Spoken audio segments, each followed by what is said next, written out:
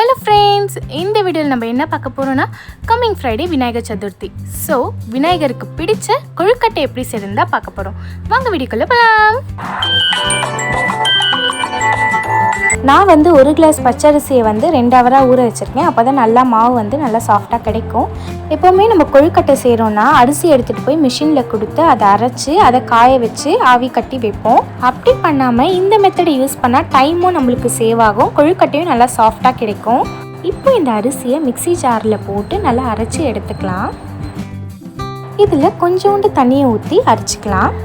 நம்ம மிக்சியில் போட்டு அரைச்ச அரிசி இது மாதிரி கொஞ்சம் தண்ணியாக இருக்கணும்.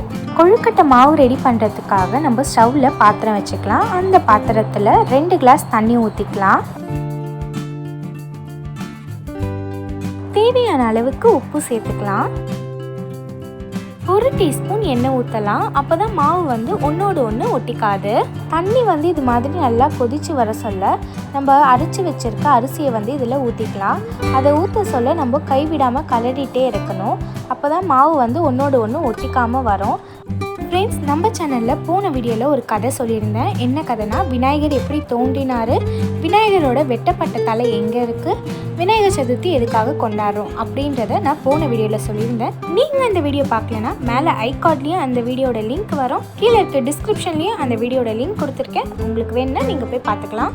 அரிசி மாவு இப்போது திக்காக இருக்குது. முன்னாடி ஸ்டார்டிங் பார்த்தீங்கன்னா ரொம்ப லிக்விடாக இருந்துச்சு. இப்போ பார்த்தீங்கன்னா இது கொஞ்சம் கொஞ்சமாக கொழுக்கட்டை மாவு மாதிரி ஆகிட்டு வருது. மாவு இது மாதிரி கட்டியாக ஸ்டார்ட் பண்ணோன்னு ஸ்டவ்வை லோ ஃப்ளேமில் வைக்கணும். ஹை ஃப்ளேமில் வச்சோன்னா மாவு தீஞ்சிடும். ஸோ அதனால் லோ ஃப்ளேமில் வச்சு தான் நம்ம பண்ணணும். மாவு வெந்துடுச்சா எப்படி பார்க்கணுன்னா, நம்ம கையை தண்ணியில் தொட்டுக்கிட்டு அதுக்கப்புறமா நம்ம மாவை தொட்டு பார்த்தோன்னா மாவு கையில் ஒட்டக்கூடாது. அப்படி ஒட்டாமல் இருந்துச்சுன்னா மாவு வெந்துடுச்சுன்னு அர்த்தம். கொழுக்கட்டை பூரணத்துக்காக நான் எள்ளை ஆல்ரெடி வறுத்து வச்சுட்டேன். இப்போ அதை நான் மிக்சியில் போட்டு அரைக்க போகிறேன். இது மாதிரி எள்ளை அரைச்சி எடுத்துக்கணும். கொழுக்கட்டை பூர்ணத்துக்காக எள்ளோட தேவையான அளவுக்கு வெல்லத்தை சேர்த்துக்கணும். அதுக்கப்புறமா துருவிய தேங்காவை சேர்த்துக்கணும். இந்த 3த்தையும் நல்லா மிக்ஸ் பண்ணிக்கணும்.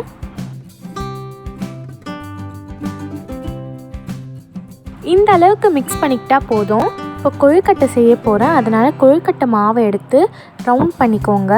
நான் கவரில் எண்ணெய் தடவி கவரில் வச்சு தட்ட போகிறேன். உங்கள்கிட்ட வாழை இலை இருந்துச்சுன்னா வாழை இலை எண்ணெய் தடவி அதில் வச்சு தட்டுங்க. ஃப்ரெண்ட்ஸ், உங்களுக்கு நம்ம சேனல் பிடிச்சிருந்து இது வரைக்கும் நீங்கள் நம்ம சேனலை சப்ஸ்கிரைப் பண்ணலன்னா மறக்காமல் நம்ம சேனலை சப்ஸ்கிரைப் பண்ணிவிடுங்க.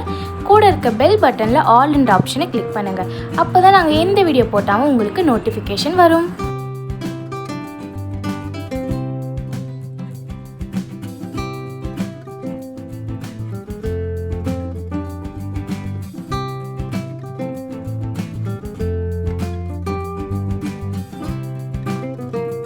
இது மாதிரி ரவுண்டாக தட்டிட்டு நம்ம செஞ்சு வச்ச பூர்ணத்தை அது மேலே வச்சுக்கலாம். இப்போ 2 சைடும் கார்னர்ஸ் இருக்குல்ல, அந்த 2 சைடு கார்னர்ஸையும் நம்ம க்ளோஸ் பண்ண போகிறோம்.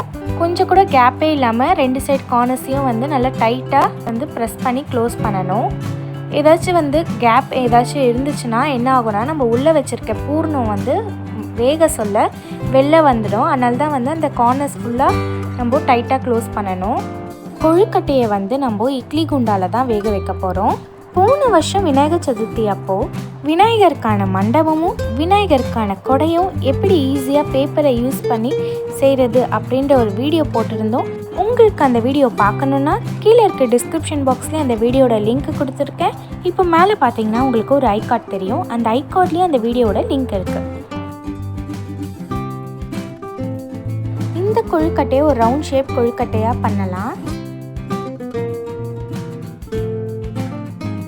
ஃப்ரெண்ட்ஸ், உங்களுக்கு இந்த வீடியோ பிடிச்சிருந்துச்சுன்னா லைக் பண்ணிவிடுங்க. உங்கள் ஃப்ரெண்ட்ஸ் அண்ட் உங்கள் ரிலேட்டிவ்ஸ்க்கு இந்த வீடியோவை மறக்காமல் ஷேர் பண்ணிவிடுங்க.